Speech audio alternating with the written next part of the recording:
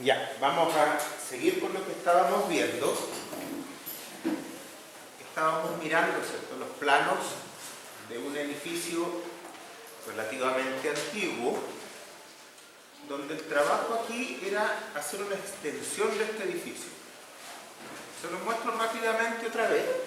Creo que ahí se está proyectando un poquito mejor que la semana pasada.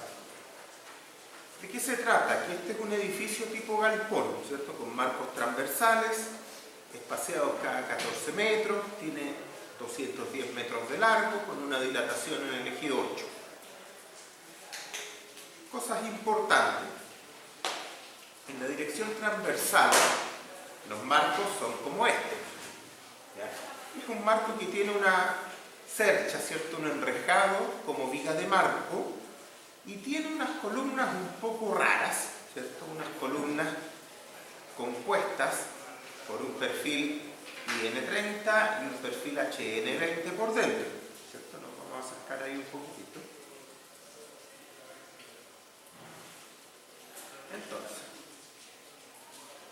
por afuera va la columna IN30 y por dentro va la columna HN20. La columna IN30 va en la dirección del marco para su eje fuerte, y esta otra tiene el eje fuerte fuera del plano, ¿cierto? El objetivo del HN20 es tomar la viga portarriel enrejada que llega a este punto. Como les comentaba, y lo vamos a ver en los planos de la extensión de esta nave, a mí no me gusta esta solución de hacer una columna muy robusta para llegar hasta el nivel de la viga portarriel y continuar con una columna delgada. En lugares altamente sísmicos como Chile o donde hay vientos muy fuertes, la verdad es que esta estructuración, más que como marco, tiende a funcionar como columnas en voladizo. Por lo tanto, se pierde mucha de la rigidez lateral que puede dar la estructura. Entonces, no es una buena solución. En otros lugares donde en realidad el sismo no es muy importante, claro, uno podría tener unas columnas en voladizo y tratar de economizar por otros lados. Pero en realidad es una solución bien antigua que hoy día está en desuso. ¿Ya?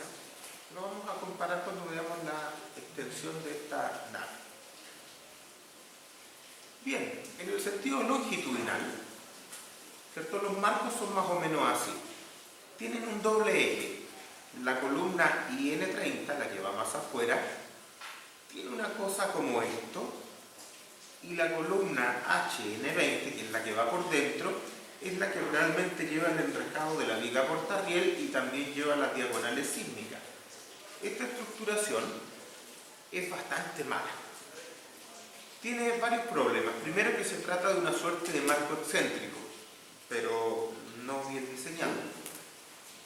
Ahora, el problema más grande que tiene esto es que la viga portarriel es parte fundamental de la estructuración principal del edificio. La viga portarriel es un equipo. Por lo tanto, lo que uno espera de un equipo es que se pueda hacer un recambio sin mayor problema cuando yo necesite hacer upgrade del edificio.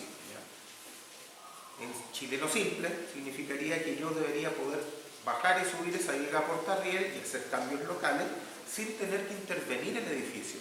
En este caso no se puede. Bueno, este edificio les cuento que tuvo colapsos, tuvo problemas precisamente porque se tuvo que cambiar el puente grúa por uno de más capacidad y estas vigas colapsaron y causó problemas en todo el edificio, así que fue muy difícil resolver esto. ¿Ya? Las fundaciones, ¿cierto? Los detalles no los vamos a ver ahora, pero las fundaciones que logran son fundaciones comunes, nada extraño, y están. Son zapatas aisladas. ¿Qué es lo primero que uno prueba cuando tiene cualquier tipo de estructuración? ¿Cierto? Aquí, claro, no tenemos columnas que solo trabajen en tracción-compresión, sino que trabajan a flexión, pero de todas maneras se está resolviendo el problema con zapatas. Si lo miramos así como de lejos, se ven chicas las zapatas, parecen bastante chicas. Pero si lo miramos un poquito más de cerca nos damos cuenta que no son tan chicas. ¿Cierto? Las zapatas comunes tienen 2,80 metros por 4,60. Aquí comentario, estas zapatas pueden ser del tamaño que ustedes quieran, pero personalmente creo que es más razonable y más cómodo usar cifras un poco más redondas. Por ejemplo, a lo mejor esta cosa pudo ser de 3 metros por 4,50, que no cambia mucho la ingeniería, pero sí puede cambiar el detallamiento y la facilidad de construcción en terreno. Siempre es más fácil usar los múltiplos de 5 o números cerrados para hacer este tipo de cosas. El pedestal ya no es tanto, ¿cierto? Pero también ojalá tuviera... A ver, sí, miremos, el pedestal dice que es de 1 metro con 5 centímetros. Evidentemente, si esta cuestión la subimos a 1,10 m, o a lo mejor lo dejábamos en 1 metro, no hace un cambio fundamental, pero podría ser más fácil para la construcción, ¿cierto? Esos 5 centímetros pueden ser una molestia. Hubiera convenido quizás subirlo un poquitito. En el ancho ningún problema, son 800, cerrado. Bien. El espesor de esta zapata, si uno lo mira en la dirección transversal, ¿cierto? Allí en el corteado, tiene 90 y se ve bastante bien, se ve bastante rígida. Si uno lo mira en la otra dirección, ya no se ve el espesor tan grande. No es que sea poco, pero no se ve tan grande, ¿cierto? Miramos que tiene un borado más o menos del doble del espesor. Ya, eso en realidad es bueno. Pero más que eso, podría no ser tan bueno. ¿Ya? Estas zapatas, en general, toda la fundación, uno no espera armarlas por corte. Lo que quiere es que el corte sea tomado por el espesor que uno le ponga. Un problema grande con la armadura al corte de las zapatas es que para poder movilizarla, para poder hacer que trabaje, el hormigón debe agrietarse. Pero eso es lo que yo no quiero hacer en una fundación, ¿cierto?, que está enterrada y que puede tener excesos de humedad que corroan las armaduras, sobre todo por grietas por corte. Por lo tanto, es raro y no es conveniente tratar de ahorrar en el espesor de estas zapatas haciéndolas más delgaditas e incorporando armadura por corte. No es lo mejor. En losas, ¿cierto?, en losas de piso, ahí uno ve que son delgaditas y a veces el problema del funcionamiento conduce a hacer algún tipo de arreglo. Esos arreglos son los capiteles en general. Ahí sí, porque es muy importante que esa losa, ¿cierto?, sea de un espesor más bajo, porque ahí está la plata está en las losas. Acá no. Entonces, ojo con eso, las zapatas tienen que tener un buen espesor, de manera que se comporten de forma rígida, resistente, y ojalá no tengan que agrietarse en corte para movilizar las armaduras. ¿Qué armaduras tienen? Recordémoslo un poquito. No sé si alcanzamos a llegar a... Aquí está la armadura general. Tiene, dice arriba, fierros del 16 a 200 y abajo fierros 16 a 150. Claro, aquí uno diría, mira, no está mal, pero sería más razonable haber puesto la misma separación arriba y abajo. A lo mejor arriba, ¿cierto? Si no se quiere llegar a los 16 a 150, se pudo dejar en 12 a 150. Personalmente creo que la solución correcta hubiera sido dejar ambas de 16 a 150. Eso soluciona bastante la forma en que esto se arma. ¿Se entiende? ¿Está clarito? ¿Hay dudas? ¿Ya? Interrúmpanme cuando hayan dudas. Los estribos, ¿cierto? Cosas bastante importantes. ¿Qué es lo que vemos acá? ¿Cómo se está armando este pedestal? Es un pedestal, ¿cierto?, que tiene fierros de 18 por este lado y por este otro también. Ya, son todos los fierros de 18. Son altos. Lo que normalmente uno hace es tener un estribo perimetral, eso es típico, porque es un estribo que también resiste torsiones en ese sentido. Pero, aunque no sea totalmente necesario, es bastante común que uno ocupe amarras para tomar al menos un fierro por medio. ¿Ya? Sísmicamente es necesario. ¿Por qué digo que podría no ser necesario? Porque en los pedestales, ¿cierto?, la carga de compresión tiende a no ser muy alta, sino que la carga de flexión, y a veces tampoco es tan alta. ¿Ya? Entonces, en estricto rigor no es tan necesario, pero es bueno. ¿Cómo podría yo disponer aquí algún tipo de estribo que me sirva para mejorar esto? Uno dice, bueno, lo primero, si acá hay 5 barras, tengo que agarrar la del medio. No, no son 5, son 6. Ya, tengo que agarrar los 2 del medio. O sea, tendría que tener una suerte de estribo que vaya así. Acá, ¿cuántas son? 3, 4, 5, 6, 7. Ya, aquí está un medio jodido. Tenemos que agarrar esa. Tenemos que agarrar estas 3. Me está quedando horrible, pero no importa. Tendríamos que partir más o menos por una cosa así. Pero fíjense, además me quedó aquí esta barra. Ah, no, pero está bien, porque esta no está agarrada. Una por medio funciona. Entonces, una suerte de amarre de ese tipo podría ser suficiente. Ahora, ese quedó horrible. No es malo, podría ser. ¿Cómo podríamos mejorar eso? ¿Cierto? Podríamos, a lo mejor, decir un estribo secundario acá y otro estribo secundario acá. Como que al ojo queda mejor. ¿Cuál es la diferencia entre estas dos cosas? Este se ve mejor, pero ojo, este es un paquete de 3 estribos. Por lo tanto, tiene un espesor de capa que es mayor. ¿Cierto? Si estos estribos son, ¿de cuántos son aquí? De 10 parece. Parece que son de 10, ya. Entonces este paquete tiene 30 milímetros. El otro paquete tenía 20 milímetros. Entonces, dependiendo cuánto voy a sacar estos paquetes, si estos paquetes los voy a poner cada 5 centímetros, como que empieza a quedar poquito espacio entre una capa y otra. Igual puede ser, pero yo preferiría por lo menos separarlo libre, el mismo espesor de esto. Entonces los tendría que poner a 60 y a rápido. Ahora, ¿por qué uno podría querer poner estos paquetes tan juntos? Porque uno dirá, cuando calculo, estas cosas las pongo a 25, a 20, a 30, no los pongo a 5 centímetros. Entonces nadie hace esa lecera. Ya, yo sé.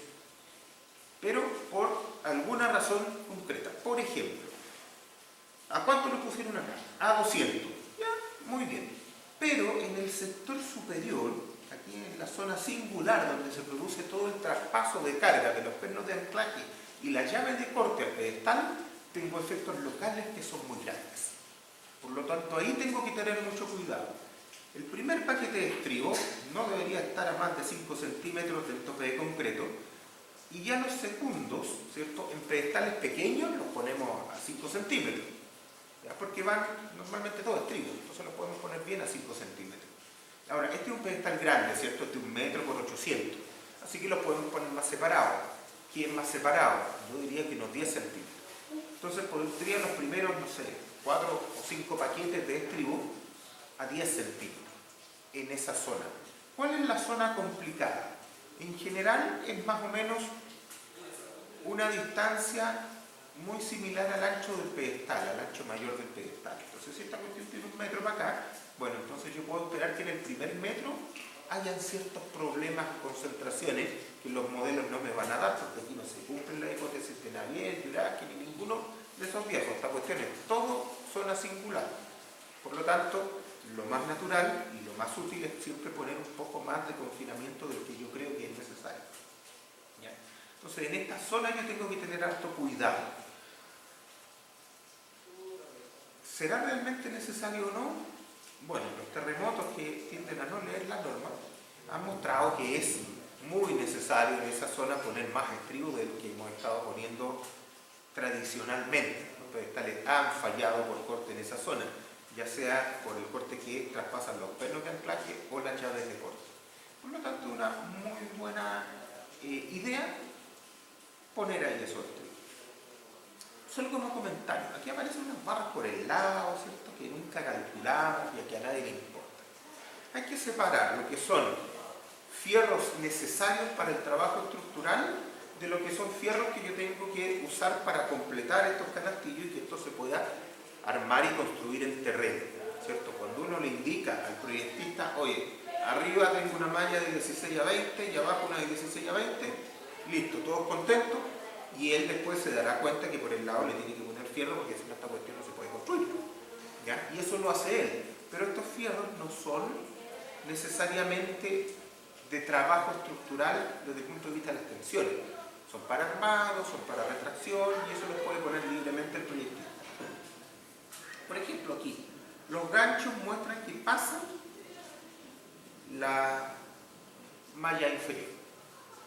Eso en general no se hace. Lo que se hace es que los ganchos estén arriba de la malla inferior para poder apoyarlos sobre la malla inferior y poder construir y hormigonar.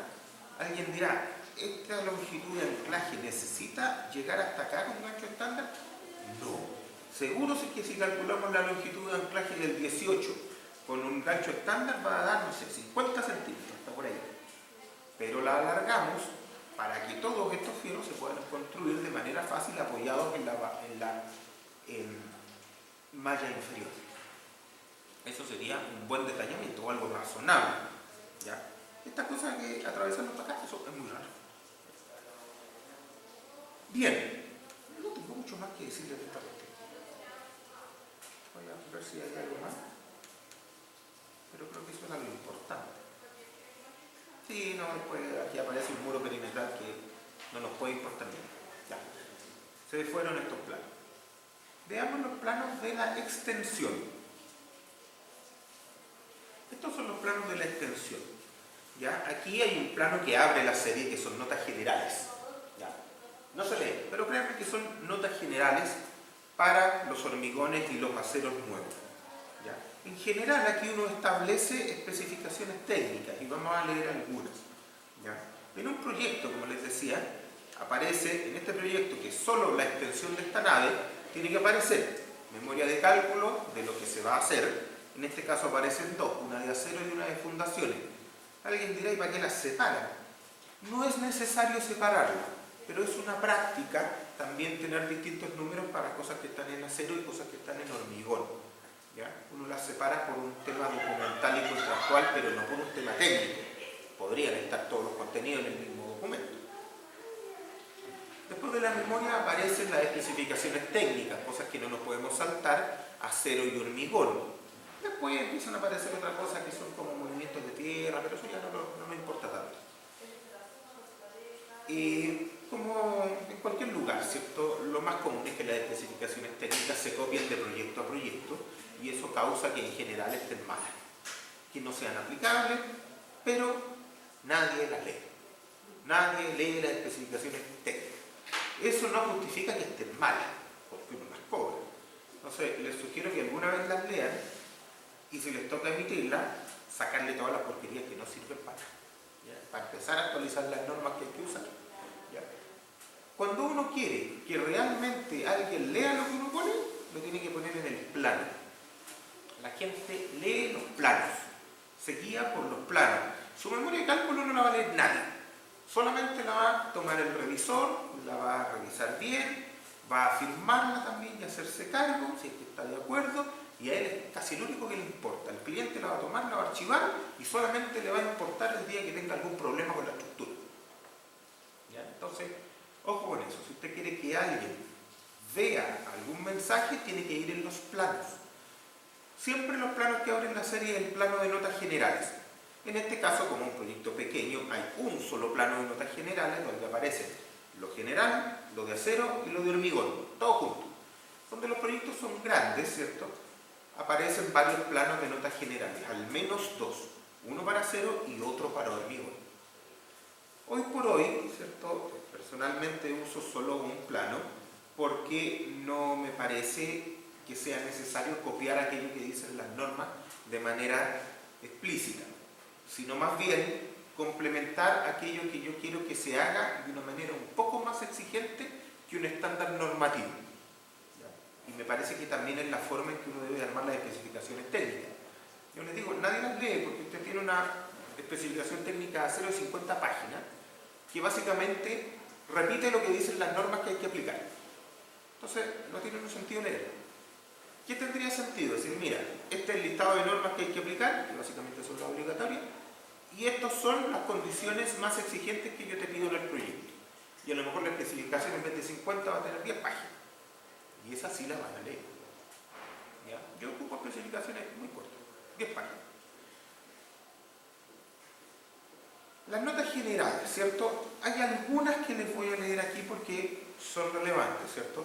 Por ejemplo, aquí hay un general, dice, hay cosas que son típicas, démosle un minuto, dice, estas notas proporcionan las exigencias mínimas que se deben cumplir en la fabricación y montaje de estructuras de acero. Debí poner estructuras nomás porque hay el mismo. Dice, las presentes notas se complementan con las notas de los planos de diseño. Estos planos estándares forman parte de los planos de diseño. Los detalles típicos contenidos en los planos estándares se usarán cuando sean aplicables y solo cuando no se muestren otros en los planos de diseño. Estas cosas empiezan a ser importantes porque muchos proyectos emiten planos estándares con las conexiones, por ejemplo, que tratan de mostrar una forma de conectar los elementos, pero no la solución específica para cada nudo, porque esa la tendrá que hacer el detallador de acuerdo a estas notas generales. Eso es lo más común que hacemos en Chile. Dejarle la responsabilidad de detallar, eso es calcular y dibujar y después fabricar, al detallador de la maestranza. Eso es lo típico. ¿Ya? ¿Está bien o está mal? No lo sé, pero es lo que normalmente se hace. ¿Ya? Entonces todo ese tipo de cosas tienen que estar bastante resueltos en las especificaciones que uno entrega. La 1.7 dice, los procesos de detallamiento, fabricación, montaje, construcción y complementos de estos deben seguirse las disposiciones aplicables de la normativa nacional vigente publicada por el Instituto Nacional de Normalización. Esa nota es tremendamente fuerte. Pasa piola, pero es totalmente completa. Y resuelve un montón de problemas. Si ustedes se fijan, aquí dicen básicamente ocupe todo lo que sea aplicable de la normativa del INN.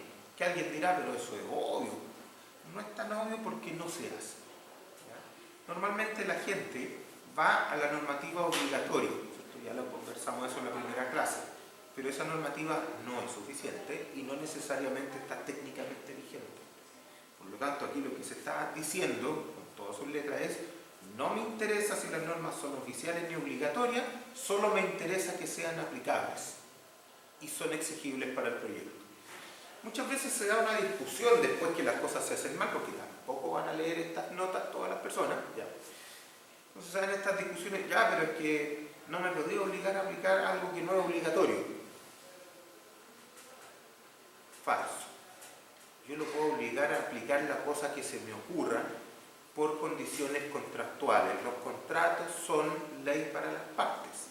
Por lo tanto, si el contrato dice usted tiene que cumplir la ingeniería que le pasé para construir, listo, es parte de lo que usted tiene que cumplir. No interesa si es oficial o no oficial, si yo le dije que pintara las piedritas del hormigón de colores. Todo lo que yo tenga en mis elementos y en mis documentos contractuales es ley.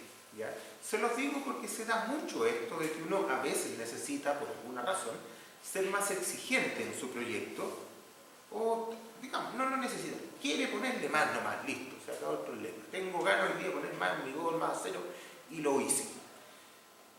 Lo que tiene que hacer el constructor o el fabricante o lo que sea es seguir las indicaciones técnicas que uno le entrega.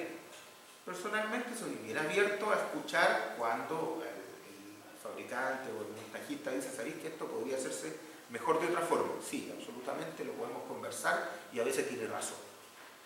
Lo que no es aceptable es que se hagan cambios al proyecto original sin que el diseñador los haya avalado.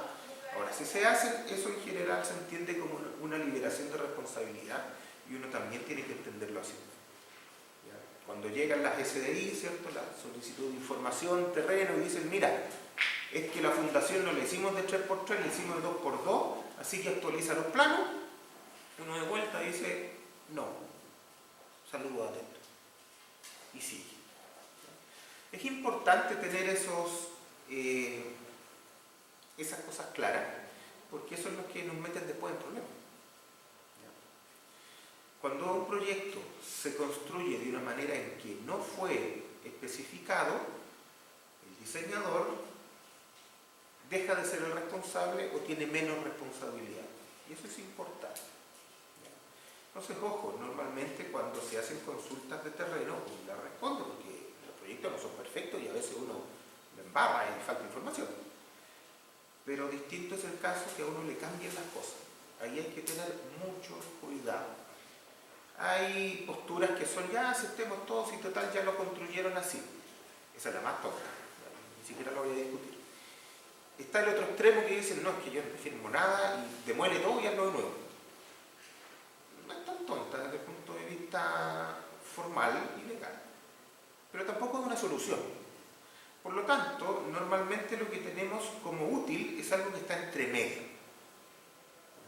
O sea, no se debe aceptar todos los cambios que se hagan en el terreno si es que son cambios que afectan el desempeño técnico del proyecto. Ahora, si son cambios secundarios que en realidad no afectan en nada, es razonable aceptarlo. Por ejemplo, si les pintaron las estructuras de otro color, a mí por lo menos no me puede importar menos. Pero vulnera las especificaciones del proyecto, probablemente desde el punto de vista de las especificaciones anticorrosivas.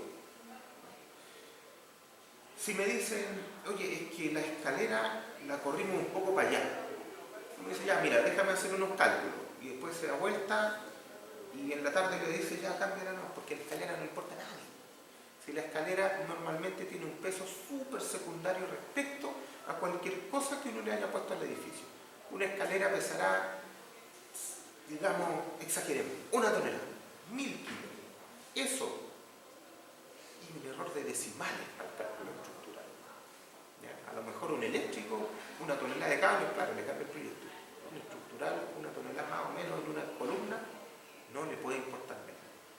Entonces hay cosas que uno sí puede conceder, pero si hay un tema técnico, ahí hay que verlo bien y a veces hay que decir, tiene que demoler y hacerlo otra vez. A nadie le gusta, pero a veces hay que hacerlo.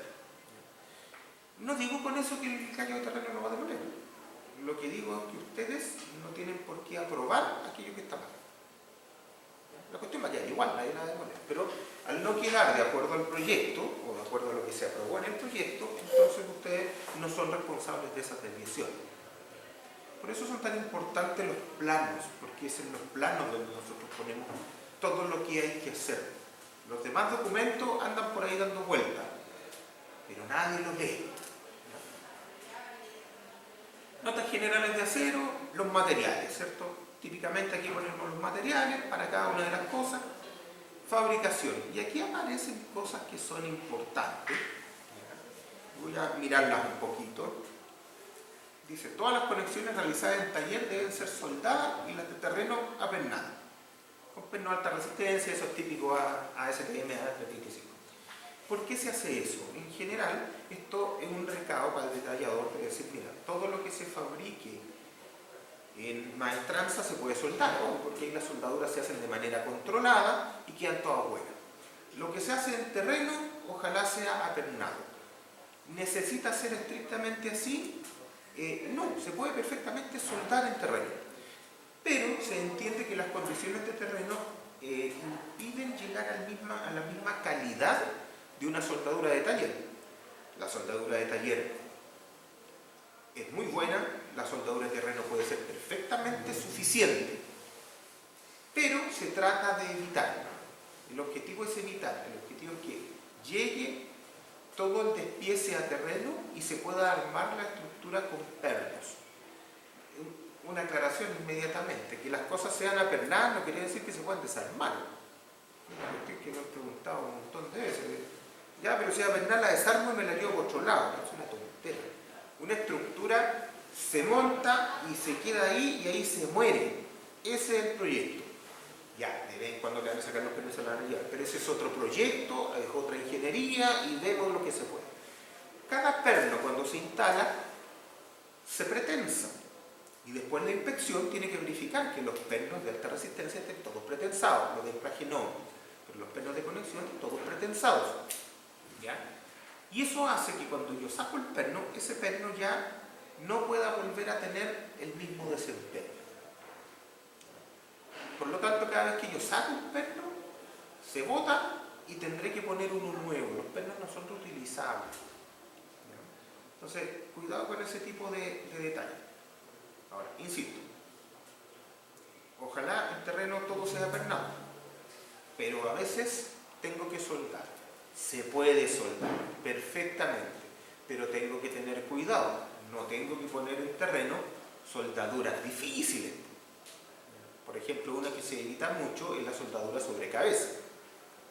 ¿Ya? Con el electrodo para arriba, claro, porque el viejo le puede caer el ojo. Bueno, ahora ya no, porque usan más. Pero también es una posición muy difícil de soldar y por lo tanto las soldaduras no quedan con la mejor calidad.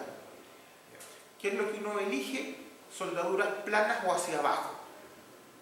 ¿Ya? Que el electrodo vaya para abajo y vaya para abajo. Eso es lo que uno puede hacer. Y ojalá soldaduras de filete en terreno. A veces tenemos que usar penetración completa, pero siempre en terreno se prefiere el filete, porque es mucho más fácil de ejecutar. Todo lo que es fácil, se hace bien. Sigamos avanzando un poco con esto. Conexiones de arrastramiento, las conexiones de arrastramientos concéntricos que no se detallan en los planos de diseño, siempre se escribe así porque hay cosas que se detallan y cosas que no. Personalmente detallo mucho más que la mayoría, que es lo que yo detallo. Uniones importantes que yo sé que el detallador va a hacer mal. Las detallo. Normalmente son las que pertenecen al sistema sismorresistente principal y sobre todo si son uniones por capacidad. Las detallo. Las que son generales, no, porque sé que lo que ponga el detallador me sirve. Se los menciono porque hay varias oficinas que tienen como estándar no detallar nada. Y eso normalmente conduce a malos resultados. Bien, lo que no se detalla en los planos, ¿cierto? Deben tener una resistencia de tracción igual al porcentaje de capacidad del elemento indicado a continuación. Arrastramiento de planos verticales sísmicos 100%, los de techo 100%, de plataforma 75%. Eso es para que pueda conectar lo que no está en los planos. Hay que darle algún criterio. No me voy a meter mucho en el detalle. Empalmes de columnas y vigas que no se detallan en los planos, hágalo al 100%. Tiene lógica. Las conexiones de momento que no resulta eso. Sometido a tracción, los elementos sometidos a corte que no se detallan en los planos, 75%. ¿Por qué en general el criterio es 100% y en el corte nos pasamos al 75%? Ya se los conté, pero quiero ver si me están escuchando. ¿Por qué el corte estamos pidiendo traspasar el 75% nomás?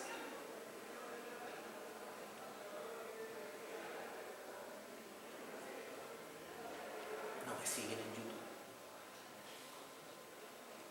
Bueno, las conexiones de corte a veces, muchas veces, tienen los destajes, tienen los rebajes del ala superior y a veces del ala inferior también.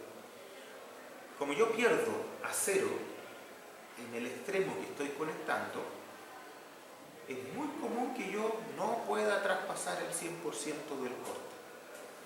Pero como hemos visto aquí también, normalmente un elemento común, una viga de piso, trabaja al 20% en corte, o menos. Una viga de marco de momento que plastifica llegará al 40%, 50% ya. Un chevron, así súper exigido, el 60%. Pero no van a pasar bien. Entonces, ¿qué hacemos? Mira, no le podemos pedir el 100 porque es muy difícil y no lo necesito. ¿Qué número pedimos? 75. ¿Por qué? Porque es fácil.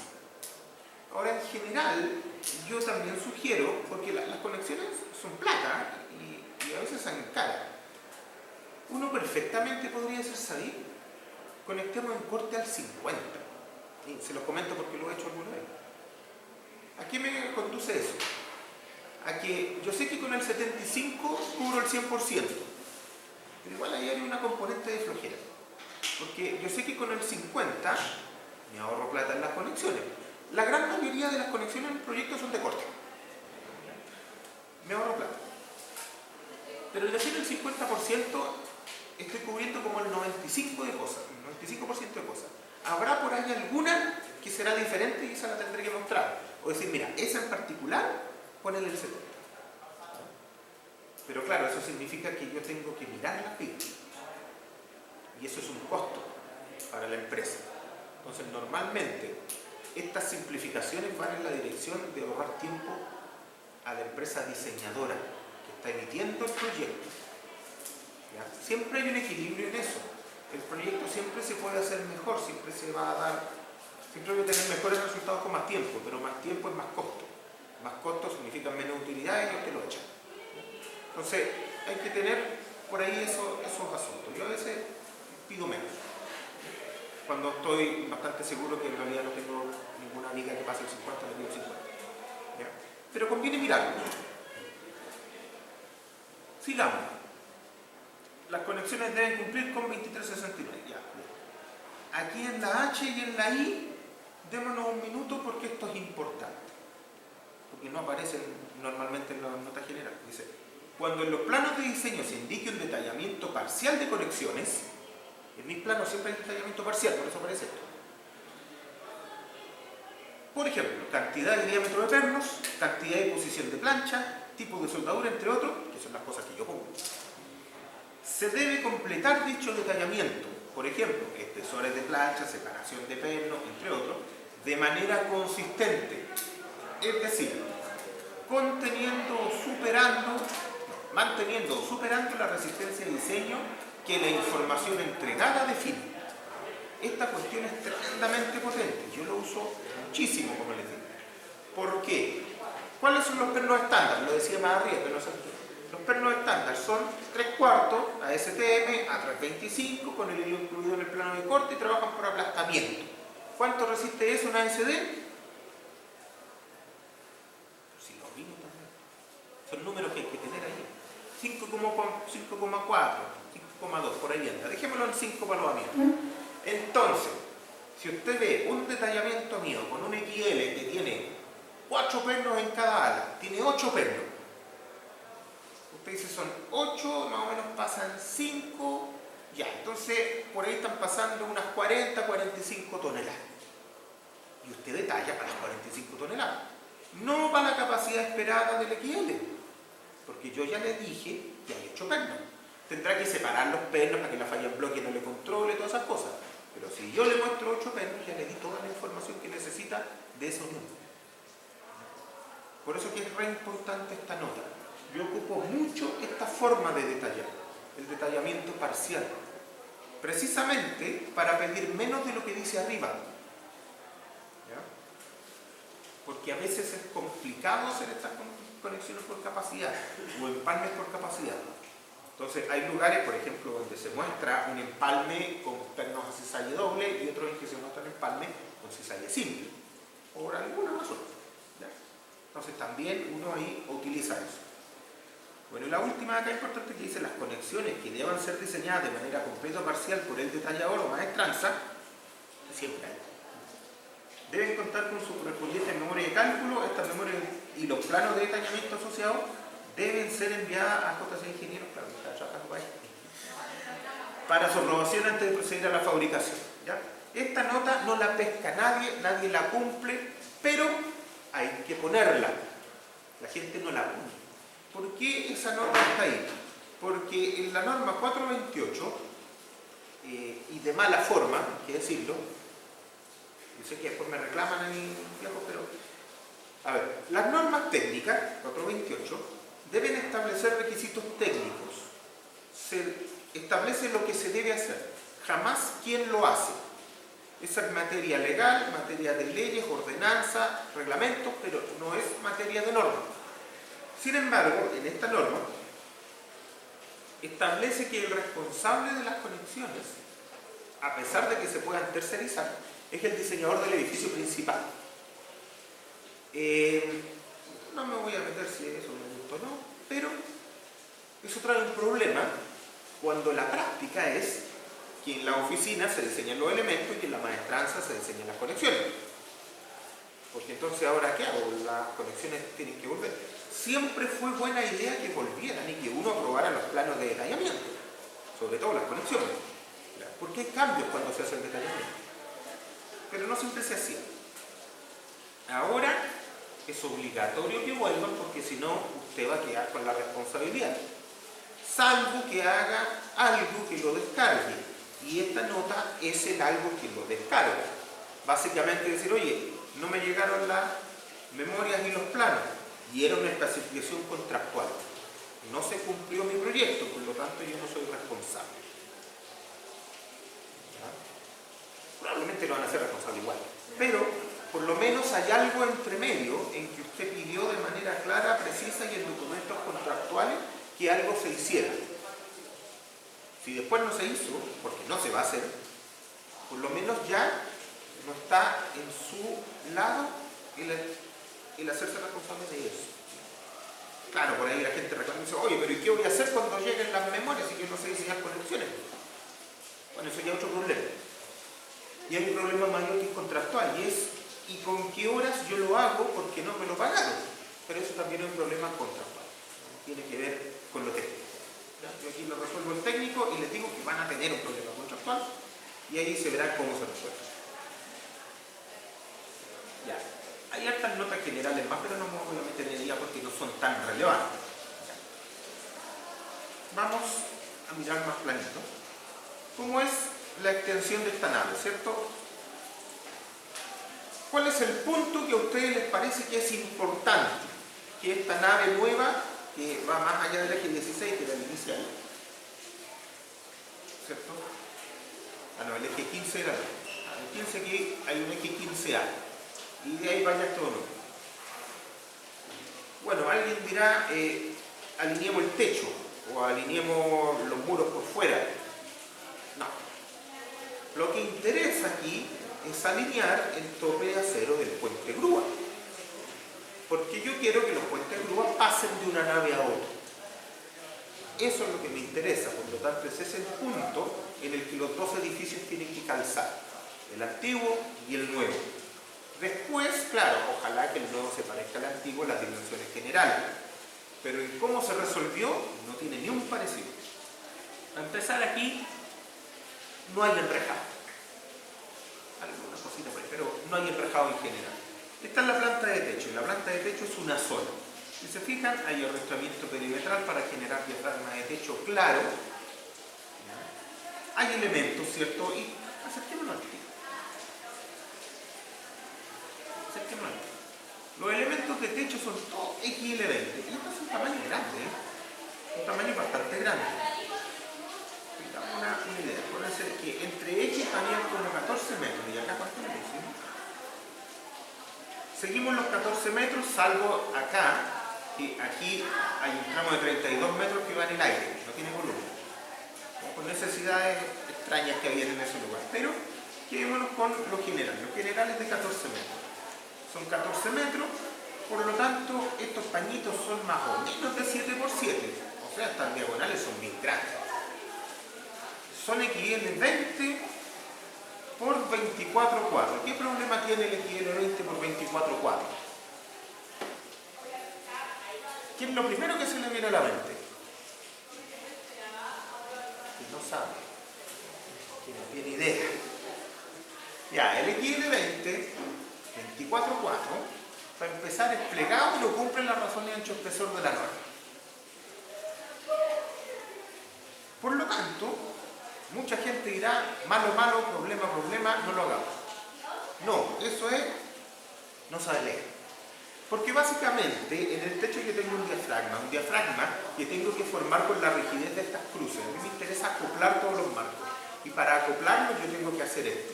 Pero cuando hago el análisis estructural resulta que los esfuerzos en cada uno de estos elementos no son tan grandes.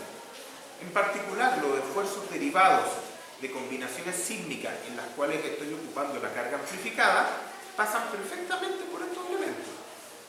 Y si es así, no tengo por qué cumplir las razones de ancho espesor, ni OPTS, ni ninguna cosa. ¿Ya? Ese es el punto. Y en el arrastramiento de techo, eso pasa casi siempre. ¿Ya? Por lo tanto, es muy raro que yo en los diagonales de techo requiera cumplir las razones de ancho espesor. Las puedo cumplir si me es fácil, no hay problema. Pero no las requiero. Ojo, no las requiero por cálculo. No es que yo esté diciendo me las voy a saltar porque yo soy yo. No, no es eso. ¿ya? No las requieren por diseño. Alguien dirá, ya, porque entonces a lo mejor podéis poner un adaptamiento más chico. A lo mejor, pero ¿cuál? Muchas veces hacemos esa crítica, ¿cierto? Se da mucho cuando uno revisa de proyectos de otros, que aquí pudieron hacerlo mejor. Siempre se puede hacer mejor, no es tema. El punto es cuál es tu propuesta. ¿Tienes una propuesta? No, entonces dejémoslo hasta ahí. Porque hay razones para elegir estas cosas. Primero, a lo mejor alguien dirá, pero podríamos usar el XL16. El XL16 probablemente hubiera tenido una FLT global aquí gigantesca. También, a pesar de que yo no esté respetando una FLT global con el lambda de Euler, ¿cierto? 136 más o menos a 0,36, sí tengo que respetar una FLT global para elementos de compresión de 200 o para elementos de tracción de 300. Porque si no, esta cuestión se me va a deformar, aquí los elementos se me van a guayar como en el techo. Entonces, probablemente no puedo poner uno de 16. Y al poner uno de 20, alguien dirá, ¿y un espesor más chico? Bueno, a lo mejor un espesor más chico, primero podría tener problemas de corrosión. Yo no me acuerdo cuál es el espesor de esto, pero si tiene 4, menos que eso ya es imposible. También está la primera derivada y es y los pernos, ¿cómo conecto? Porque si tengo espesores bajos, voy a tener problemas de resistencia en el bloque de arrancamiento. Entonces, todas esas cositas hay que verlas cuando uno toma una elección. No siempre que el perfil esté trabajando, voy a inventar al 50%, significa que está obligado. Porque tengo que cumplir un montón de otras condiciones. Entre ellas, esta cuestión se pueda construir bien. Fíjense en los elementos en los ejes. Aquí está la viga de techo, IN 80 por 145. Alguien dirá, una viga de techo será mejor que la cercha que había antes. Sí. Vamos a ver la elevación de estas cosas. ¿Cómo quedó esto? Bueno, aquí hay un montón de detalles. Miremos los detalles, a ver, miremos un poco estos detalles. Miremos estos detalles precisamente para entender las notas generales. Por ejemplo, este detalle, dice el detalle 3. Está a un IN45, está llegando un HN20 por acá, un HN20 por allá, un XL20 por acá, un XL20 por acá. Acerquémonos un poco más. Dice, ya, el HN20 y también tiene la elevación por acá. Dice, mira, lo que me dice este detalle, dice, ahí tenés 1, 2, 3, 4, ya. Tiene 8 pernos, claro, 8 pernos de 3/4. Están ahí. Por lo tanto, yo ya sé cuál es la carga que pasa por esa ala y el detallador sabe que esto es cizaña simple y sabe que tiene que dimensionar la placa para esos pernos. Ya está resuelto. Y por el alma, dice 2 más 2 de 3/4, por acá y por acá. Listo. El resto simplemente tiene que completarlo. Ya no le importa en realidad qué carga pasa por ahí porque esa carga la definí yo a través de los pernos. ¿Se fijan la utilidad que puede tener esto? Acá también. Aquí yo estoy dibujando 1, 2, 3, 4, 5, 5. 10 pernos. Ok. Entonces por aquí pasan como 54 toneladas. Y todo esto tiene que estar diseñado para eso. Listo. Se acabó el problema. Y la forma del detalle debe ser esta. ¿Se fijan? Ahí yo le digo más o menos cómo quiero que estas cosas se conecten. Sigamos más adelante. Aquí está la planta del nivel viga portarriel. ¿Cómo son estas cosas? Y vale la pena darle unos minutos a esto antes de ir al break. Aquí está, la viga portarriel, desde ya les digo, está por fuera de la estructuración principal del edificio. ¿Ya? Tengo que tener aquí alguna... Aquí está. Aquí está la columna del edificio. La columna del edificio ahora es una sola, no es compuesta, va de abajo hasta arriba, ¿cierto? Es un IN80. Aquí tengo una consola, ¿cierto? Que está detallada y la vamos a mirar. Y aquí está la viga portarriel. ¿Ya? ¿Cómo es la viga portarriel? Así es la viga portarriel. 1 metro de altura. Ya tiene 14 metros de longitud, 1 metro de altura. No está alta, ¿eh? Una viga portarriel anda por el 10º de la altura, el 12º. Aquí anda por el 14º. No es alta. Ok. Tiene un ancho de ala 500, de ala superior, ancho inferior 400. No nos vamos a meter en el detalle de vigas portarriel, ¿cierto? pero esto es un equipo. Acá, ¿cierto? Tiene atiesador 200 y 200, y plancha 18, 18, la de abajo 16 y el arma de 14. Es un arma especialmente grande comparado con perfiles normales. Fíjense que lo que yo tengo es que por acá arriba anda una ruedita que aplasta el alma con una carga relativamente concentrada. Por lo tanto, yo tengo que tener un arma importante en estas vidas. ¿Ya? Yo generalmente trabajo aquí con efecteces del orden de 60 más o menos, no me subo más que eso. Pero hay que hacer el cálculo. Ahora ustedes dirán, ¿por qué el ala superior es distinta de la inferior? Ya, esto pasa en todas las vigas portarrieles. Y es porque la carga va por acá arriba.